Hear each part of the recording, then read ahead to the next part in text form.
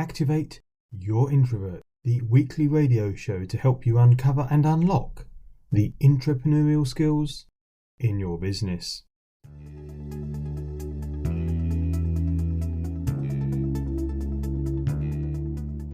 In this week's show, Introvert Myth of the Week. Introverts don't like to talk. Leadership Tip of the Week. Returning to work, forcing people into the office or having more home working? There's an interesting survey came out this week. And finally, a discussion with Simon Badman. Simon is a digital social media trainer and specialist. In a few weeks' time, Series 2 of the show's starting. It's got a very similar structure, but by your request it will have a new section, Question of the Week, where I will answer one listener's question. You can place yours at activateyourintrovert.co.uk, and you can join me on the show if you like. It's been quite a week this week, hasn't it? It's been the hottest bank holiday Monday of the year so far. Not really hard considering it's been a cold May. And more people are returning to the office as fortunately we are, hopefully, getting closer to the end of lockdown. Friends got back together. Did you watch it? If you're not a Friends fan, don't worry. I have no intention of going into it in any more than detail than I have already, but I wanted to use it as a segue into thinking about Workplace, the reunion, the one where they all got back together. Zoom and SurveyMonkey recently surveyed 1,500 people about where they'd rather work. The good news, if you want people in your office, is that most people surveyed are looking forward to a return to the office when they believe it's safe. But about 2/3 would rather have a mixture of home and office work, with an even split on mostly from home or mostly from the office. It's good, but not as simple as it used to be. 30% of introverts didn't state a preference for home or office, and 50% like the idea of flexible working. It seems that, for many, there will be more hybrid working going on than ever before. If you're going to have your team working from home and from office, it could, however, be a time to rethink the meeting. As a centre point for communications, meetings don't do well really, do they? Then there's the introverts who unwittingly get disadvantaged in meetings. How will you repurpose and change the meetings you run? I'm biased, but I'll suggest running meetings that make things happen. But failing that, number one, what's the purpose of the meeting? For a meeting to be worthwhile, it needs a clear objective. Is a video or email more effective for the majority of them? Number two, who should be in the meeting? If it's a meeting to discuss issues and resolve them, it's only worth including those who are able to add to that discussion. More shorter meetings with less people and more relevant people will save you and your whole team time. Number three, where's the meeting located? I'll return to that in a moment, as the Zoom survey led to some very interesting thoughts. Number four, how long should the meeting be? Stop assuming it should be 20 minutes because it always is, or whatever time it always is. How much time do you really need? Overlay that with the location. What's the maximum time you can sensibly engage the audience on Zoom, Teams, Office, whatever it might be? Number five, structure. A clear meeting structure is one way to help the introverts in your team. And it turns out that 75% of people prefer a clear structure. That means that structure is more than an introvert thing.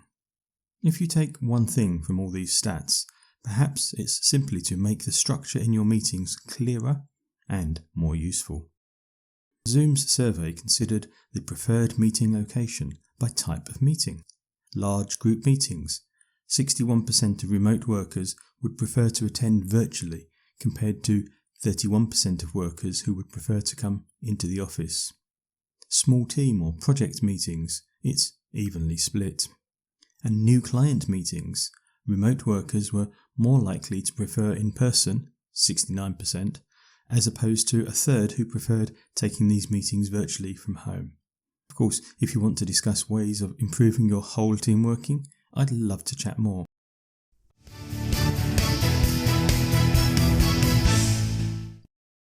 What question would you like answered about introversion? Go to activateyourintrovert.co.uk and let me know. But now it's time to chat to Simon.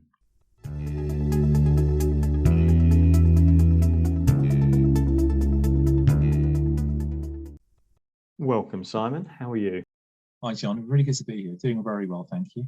Brilliant. Obviously, we're going to talk a bit about digital marketing, social media, and what I see as a very extroverted way of working. But just before we dive into all of that, are you an introvert or an extrovert?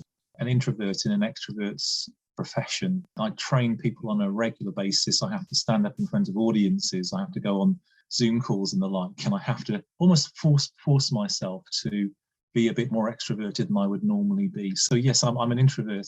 What kind of implications does that have for the way you work? I think over the years, it's being aware of who you are, how you operate, how you're wired, and then putting in place strategies to help you with that.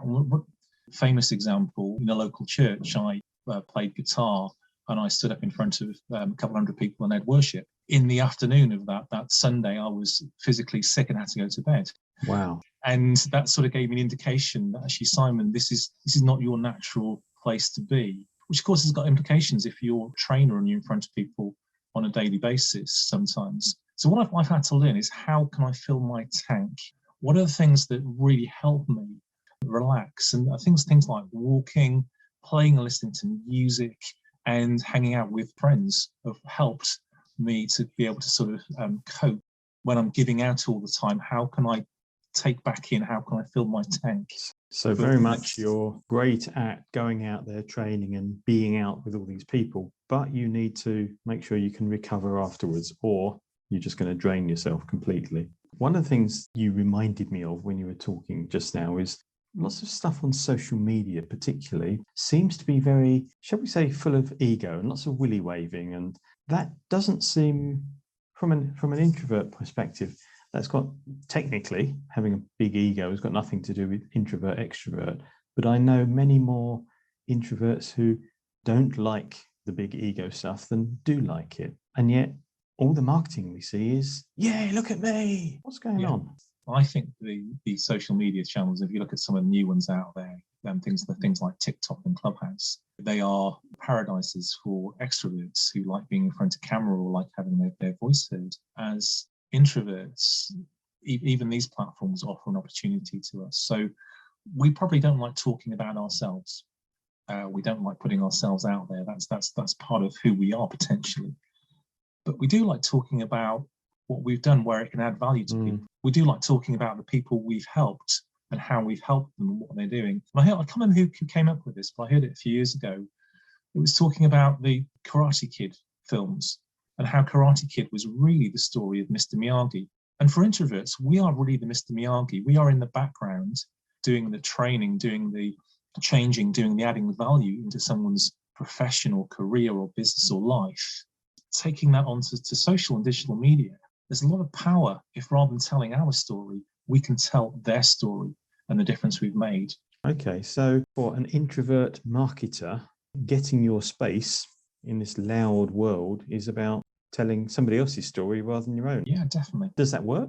I think it does, because it cuts through the noise. It's actually genuine. And the other side of it, of course, is getting other people to tell our stories. If we don't like saying what we've done, if we're embarrassed by good feedback, well, actually, let's get that feedback out there from people that we've helped, rather than saying, oh, I've just helped a client today and they've done this, this, and this. Well, let's have it in their voice. Let's have it in their words. Why do you think digital marketing in particular has become this big I am? It seems nowadays it seems to have got worse and worse. That's a very pejorative term, and I apologise. It's got stronger and stronger. Two of the areas that I'd reckon that people are looking for, they're looking for significance and they're looking for identity. And if their identity is in what they do, and their significance is in what they do, they're going to talk about it on social media and get it out there and say, hey, I'm a big I am. Come to me. I am fantastic. I'm wonderful. And as I'm saying that, my toes are curling, because that is not me whatsoever. If I'm looking at this and going, it's very loud, and as an introvert, and from the sounds of it, you not recoil from it, but try and avoid a lot of it, that would imply that it's not particularly effective. Isn't effective if you're trying to communicate with introverts. I'm aware that that sort of behaviour on social media is a real turn off for me completely, to the point where I will potentially unfollow or mute people because it's like, no, come on, that's not me. And I've been quite critical looking at certain accounts of people I rate in other sort of sectors that you're now using digital media and thinking, just being loud, you're just being extroverted on this platform now, where you would be in the press or the media or on TV in the past. It's just you've just transformed that strategy. Even on my own profiles, you know, I will post stuff of value when it's there. I won't force myself to post, and I know you're the same. Every post you put out is something of value to your audience. Certainly hope so. Yeah, definitely. And then people say to me, well, hang on a minute, look at the engagement, Simon, with your posts. There's some great engagement on some of them, but some it looks like the virtual tumbleweed going across. Yeah, but you didn't see what's happening in my inbox. You don't see what's happening on my LinkedIn inbox or my DMs after I posted that or had those conversations. But for me as an introvert, I put it out there and I'm now dealing with the ones, which is perfect. Rather than with dealing with a crowd or a group of people on my social channels, I'm now getting messaged by one or two individuals, which is fantastic. And then you're into proper deep conversations with people that really are interested. Brilliant. Okay. So it might be a great time just to ask you for 2 quick tips. I think for the introvert tip, I walked into the centre of where I lived, where I was working for 12 years. And what I did over those 12 years, I forced myself to say good morning to everybody I met. X number of years on, 12 years plus now, probably like 22 years or something, I now find I can speak to anybody in the street that I pass. If I'm out walking, I will say hello, I will always initiate the conversation. And that challenge process isn't just limited to you walking and meeting people. Actually challenge yourself on social media to share stuff of value on a weekly basis, if that's where you're at the moment, or maybe even a monthly basis if that's too much. Share something of value to your audience. Not being more extroverted, but actually, for me, the phrase I always use is getting over myself. Actually, I've got stuff of value to share with people. I am not going to let introversions hold me back on that.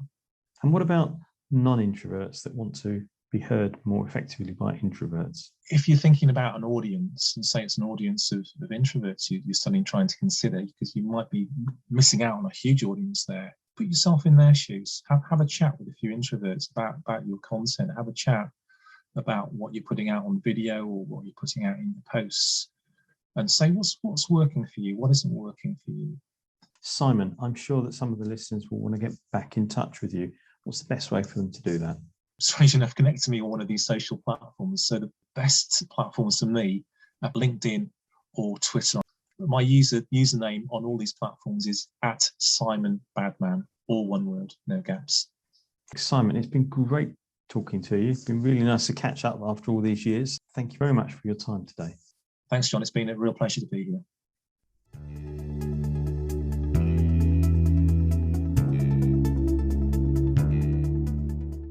And now it's time for Introvert Myth of the Week. Those crazy stories that I hear and you hear that some people actually believe.